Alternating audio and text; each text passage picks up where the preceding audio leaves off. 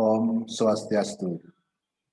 Saudara-saudara sekalian, dimanapun berada, pada kesempatan kali ini saya ingin menyampaikan mengenai pengertian pengelolaan kelas. Pengelolaan kelas itu terdiri dari dua kata, yakni pengelolaan dan kelas.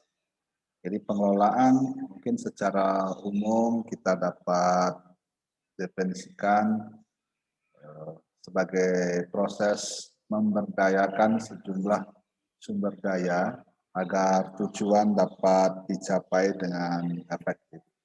Dalam konteks ini, sumber daya yang dimaksud adalah sesuatu yang berkaitan dengan sarana prasarana, termasuk juga di dalamnya adalah para peserta didik atau mahasiswa itu sendiri. Nah, pemberdayaan ini tujuannya adalah agar pembelajaran yang dilakukan dapat tercapai, dapat berlangsung secara efektif, dan tujuan dari materi atau pokok-pokok yang ingin disampaikan itu terrealisasi, kemudian dapat ditangkap oleh para peserta didik.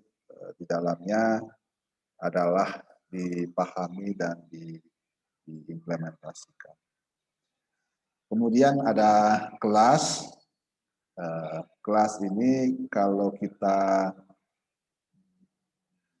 definisikan menurut Adiri Nawawi, jadi kita bisa lihat dari dua sudut pandang yang berbeda, sudut pandang yang arti sempit maupun dalam arti yang luas. Dalam arti sempit, kelas itu diartikan sebagai sebuah ruangan yang dibatasi oleh 4 dinding, kemudian tempat sejumlah siswa berkumpul untuk mengikuti proses belajar mengajar. Ini yang mungkin lebih banyak kita pahami ketika setiap orang atau seseorang menjemput kelas. Jadi sebuah ruangan yang di dalamnya berisi beberapa infrastruktur, sarana prasarana seperti papan tulis, kemudian meja untuk guru atau dosen, kemudian kursi tempat duduk para siswa atau mahasiswa. Nah, bagaimana dengan kelas dalam arti luas? Suatu masyarakat kecil yang merupakan bagian dari masyarakat sekolah, yang sebagai satu kesatuan di organisasi menjadi unit kerja yang secara dinamis menyelenggarakan kegiatan belajar mengajar yang kreatif untuk mencapai satu tujuan. Dalam artian luas ini, kelas merupakan rombongan belajar.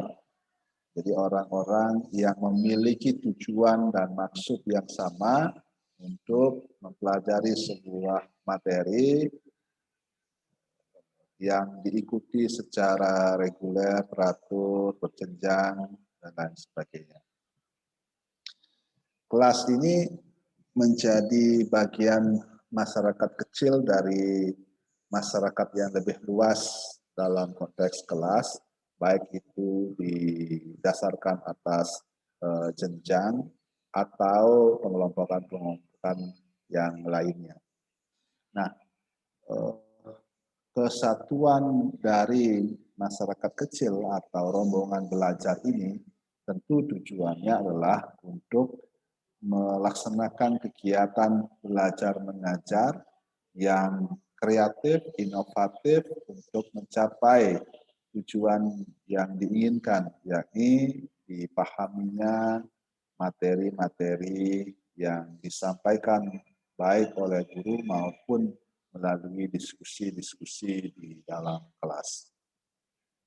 Nah, oleh karena itu secara umum pengelolaan kelas bisa kita artikan sebagai sebuah keterampilan guru untuk menciptakan dan memelihara Di dalamnya adalah mengembalikannya bila terjadi gangguan dalam proses belajar mengajar. Jadi ada dua hal yang bisa kita petik. Pertama adalah menciptakan situasi yang diinginkan, situasi yang tertib, dan sebagainya. Jadi menciptakan ini mungkin diawali dari pertemuan pertama oleh guru dengan menyampaikan kontrak belajar, kemudian tata tertib yang harus diikuti oleh para siswa, termasuk bagaimana cara siswa mendapatkan nilai setelah diadakan evaluasi. Jadi kesemuanya itu, mulai dari perencanaan sampai evaluasi, disampaikan oleh guru untuk menciptakan situasi kondisi seperti yang diinginkan. Nah, aspek yang lain adalah memelihara. Jadi ketika di awal sudah disampaikan dan telah terlaksana dengan baik, situasi kelas sangat efektif dan produktif, maka itu terus dipertahankan, dipelihara sehingga situasi-situasi kelas yang kondusif dan produktif ini akan mempengaruhi ketercapaian dari proses belajar mengajar. Nah, jika kemudian dalam perjalanannya kelas mengalami ada masalah, maka pengelolaan kelas ini, apakah itu masalah pribadi maupun masalah kelompok, akan memberikan arahan dan berbagai macam upaya untuk mengembalikan situasi-situasi kelas yang efektif dan produktif, sehingga ketika terjadi gangguan dalam proses belajar mengajar itu dapat ditanggulangi dengan cepat dan efektif. Nah, berkaca dari apa yang disampaikan oleh Ari Kunto, bahwa pengelolaan kelas adalah suatu usaha yang dilakukan oleh penanggung jawab kegiatan belajar mengajar, dalam hal ini guru atau dosen, atau membantu dengan maksud agar dicapai kondisi optimis sehingga dapat terlaksana kegiatan belajar mengajar seperti yang diharapkan.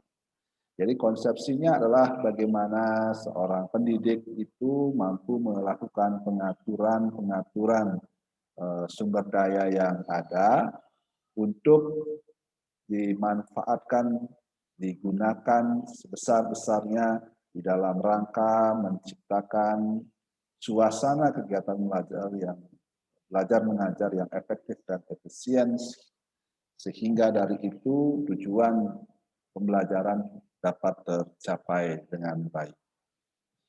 Nah, menurut Eliana, ahli yang lain berpandangan bahwa pengelolaan kelas adalah suatu usaha yang dilakukan oleh penanggung jawab kegiatan pembelajaran dengan maksud agar tercapai kondisi optimal sehingga dapat terlaksana kegiatan belajar sebagaimana yang diharapkan. Mungkin bersama atau senada dengan pendapat tadi, intinya adalah bahwa seorang pendidik itu membuat atau mengusahakan sesuatu dengan niatan bahwa kelas itu berlangsung efektif dan kondusif, jadi sehingga proses belajar mengajar dapat dilakukan dengan baik dan hasil yang didapat itu sesuai dengan apa yang diharapkan. Nah, pengelolaan kelas itu merupakan suatu seni mengoptimalkan sumber daya kelas untuk menciptakan proses belajar yang efektif dan efisien. Dalam konteks seni ini, maka setiap pendidik, apakah itu guru maupun dosen, tentu memiliki seni yang berbeda-beda. Karena masing-masing individu-individu ini memiliki karakter, memiliki cara yang berbeda-beda. Mungkin saja ada guru atau dosen yang suka untuk membentak, suka untuk bersuara keras, suka humor, dan lain sebagainya. Itu adalah bagian dari seni dari seseorang.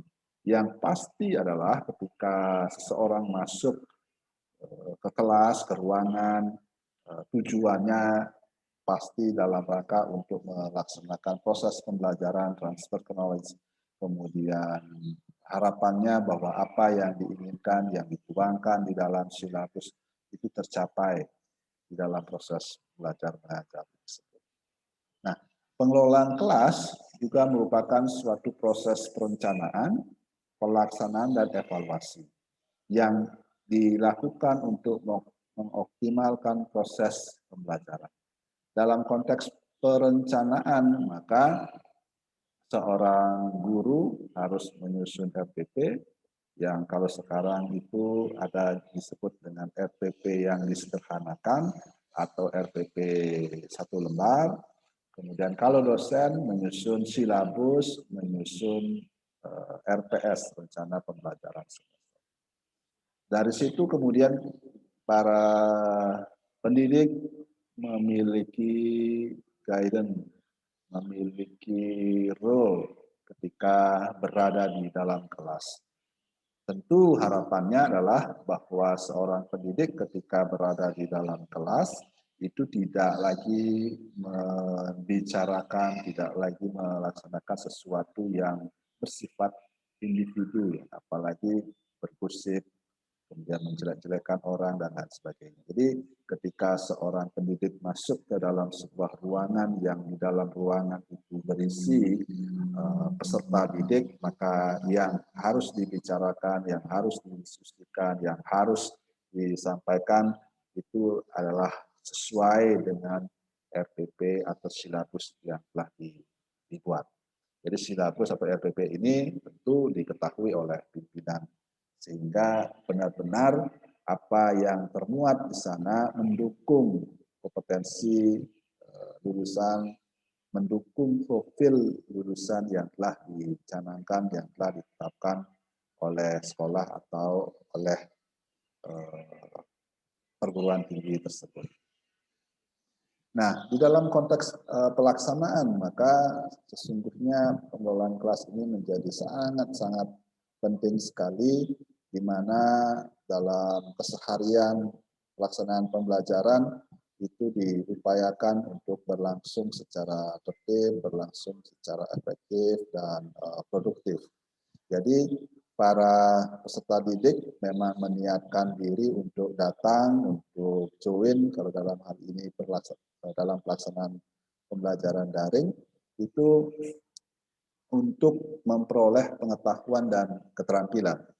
Jadi bukan hanya sekedar formalitas saja datang ke ruangan kelas atau join dalam pembelajaran daring. Jadi tidak serta-merta hanya sebuah formalitas, tapi memang meniatkan dirinya untuk mendapatkan sebuah pengetahuan atau keterampilan yang baru yang belum didapatkan sebelumnya.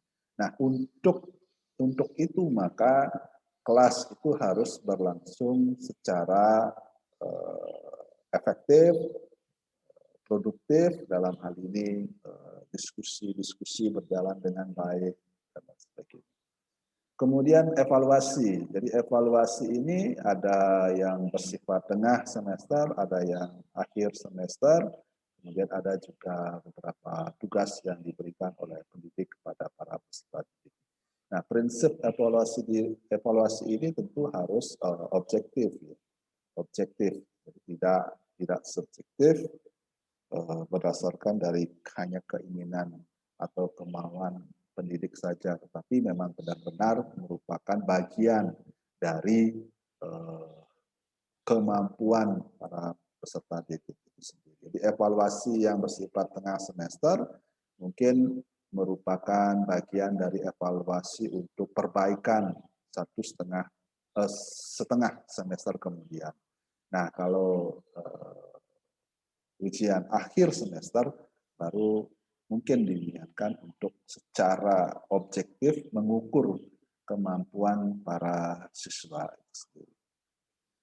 Pengelolaan kelas juga merupakan suatu proses mengorganisasikan segala sumber daya kelas bagi terciptanya proses pembelajaran yang efektif dan efisien. Jadi ini kata kuncinya ya. Jadi pengelolaan kelas itu memang diniatkan untuk mengorganisasikan, kemudian mengelola, mengatur segala sumber daya yang ada di kelas itu sendiri untuk terciptanya proses pembelajaran yang efektif dan efisien.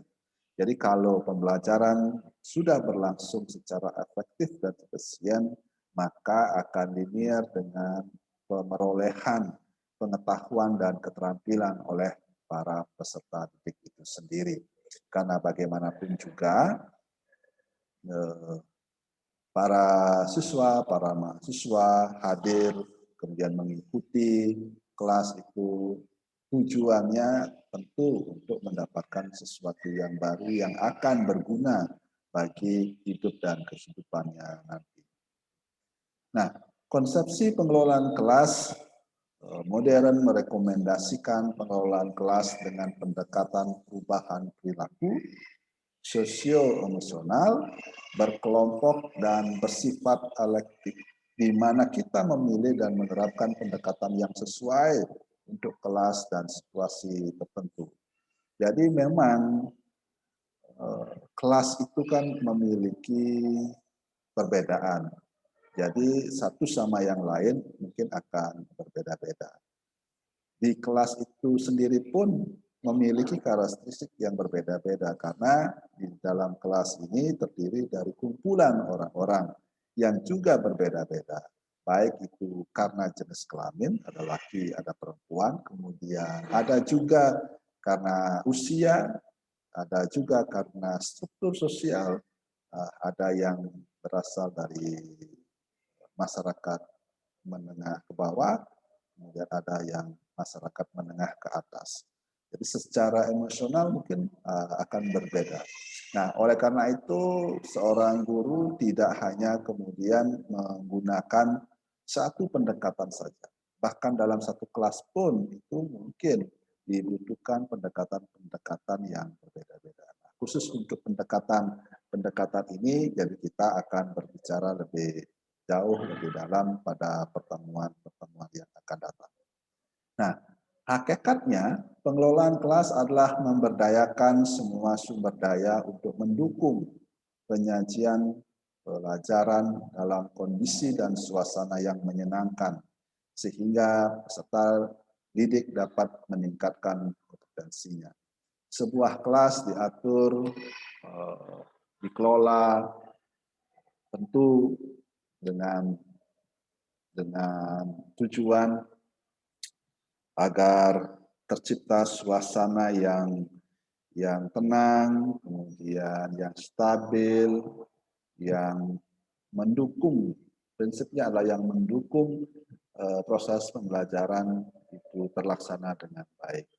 Jadi bagaimana seorang guru atau seorang dosen mampu untuk menciptakan suasana yang pakem.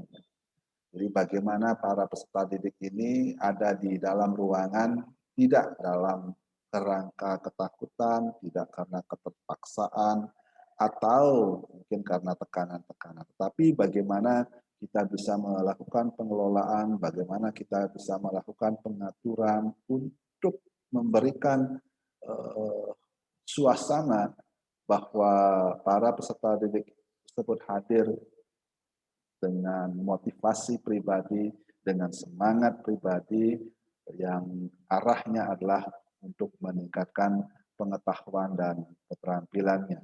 Jadi pada prinsipnya para siswa atau mahasiswa hadir, bertemu, berdiskusi, itu untuk mendapat sesuatu tambahan pengetahuan dan keterampilan dari yang sebelumnya mungkin tidak didapatkan, kemudian bisa didapatkan.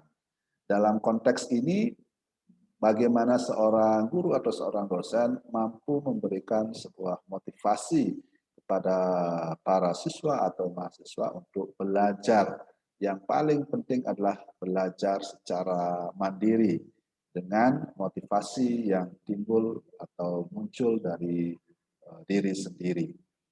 Jadi kalau dalam konteks saya, maka seorang mahasiswa sebelum melakukan pertemuan real dengan dosen atau dengan rekan-rekan yang lain, ya harusnya melakukan pencarian awal yang saya sebut dengan pra belajar.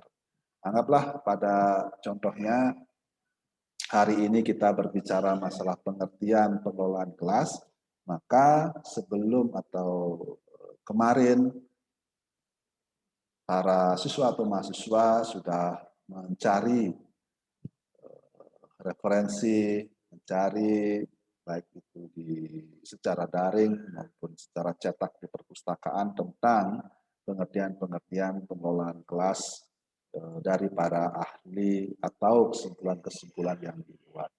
Nah, dari pra belajar ini kan seorang peserta didik sudah paling tidak dari awal mengetahui itu, sehingga ketika bertemu di dalam sebuah sesi pembelajaran, jadi mereka tinggal melakukan elaborasi terhadap pengetahuan yang sudah didapatkan sebelumnya. Maka akan muncul sebuah diskusi yang menarik, sebuah sharing yang produktif, sehingga tidak hanya akan mendapatkan sesuatu yang baru, tapi juga akan melengkapi pengetahuan keterampilan dari rekan-rekan yang lain, bahkan kepada pendidiknya itu sendiri.